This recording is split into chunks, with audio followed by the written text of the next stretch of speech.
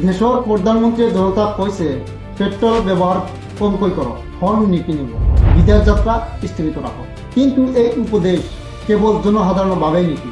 নাইবা এইটো এক নতুন ধৰণৰ ৰাজনৈতিক ত্যাগ, য'ত ত্যাগ কৰিব লাগে কেৱল জনতা। মোদীজীয়ে কয় পেট্ৰল কম ব্যৱহাৰ কৰক, কিন্তু নিৰ্বাচনী সভাত শতাধিক গাড়ী, হেলিকপ্টাৰ আৰু বিশাল কনভয় এইবোৰ ব্যৱহাৰত পেট্ৰলৰ হিচাপ কোনে দিব? এফালে সাধাৰণ মানুহে 100 টকাৰ পেট্ৰল কিনি গোটেই দিনটো পাৰ কৰে, আনফালে নেতাসকলে ৰাজনীতিৰ নামত লাখ লাখ টকাৰ ইন্ধন জ্বলায়।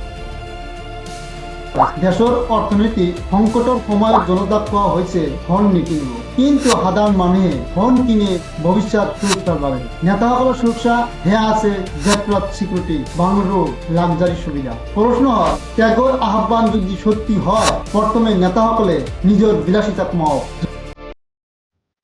জনতাক কোৱা হৈছে বিদেশ ভ্ৰমণ বন্ধ কৰক, কিন্তু 15 মে'ৰ পৰা 20 মে'লৈকে প্ৰধানমন্ত্ৰীয়ে ইউৰোপ ভ্ৰমণ। প্ৰশ্নটো হ'ল, যদি দেশত সংকট আছে তেন্তে এই বিশাল সফৰ কিয়? আৰু যদি বিদেশ সফৰ জৰুৰী, তেন্তে সাধাৰণ মানুহৰ ক্ষেত্ৰত কিয় নিষেধ?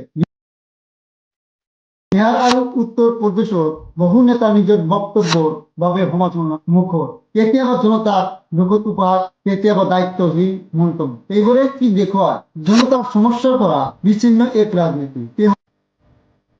সময়ত ভাৰতৰ প্ৰধানমন্ত্ৰীসকলে সাদা চিধা জীৱন যাপন কৰিছে। লাল বাহাদুৰ শাস্ত্ৰীয়ে জনতাক আহ্বান কৰিছিল একবেলা উপবাস ৰাখক আৰু সেইটো নিজেও পালন কৰিছিল। আজিৰ ৰাজনীতি আহ্বান জনতাৰ বাবে, সুবিধা নেতাসকলৰ বাবে, শাসকসকলৰ বাবে। প্ৰশ্ন হৈছে মোদীজীৰ বিদেশ ভ্ৰমণ নহয়। প্ৰশ্ন হৈছে একে নিয়ম সকলোৰ বাবে কেৱল জনতাৰ বাবে নেকি? যদি ত্যাগ লাগে সেয়া সকলোৰ বাবে হওক। যদি সংকট থাকে প্ৰথমে নেতাসকলে উদাহৰণ হওক। আপুনি কি ভাবে? এইটো দায়িত্বশীল নেতৃত্ব নে ৰাজনীতিক দুৰ্নীতি আছে? কমেণ্টত আপোনাৰ মতামত দিয়ক। ভিডিঅ'টো ভাল লাগিলে লাইক, শ্বেয়াৰ আৰু সাবস্ক্ৰাইব কৰিব।